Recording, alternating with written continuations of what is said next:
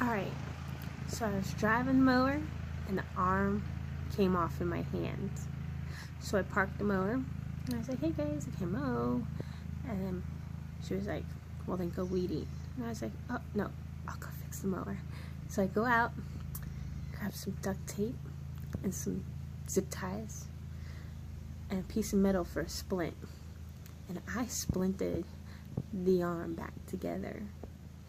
Because Jessica don't weed eat. Jessica don't weed eat. Nope. No. No weed eating for me. Check this out. Can you see it? Yeah.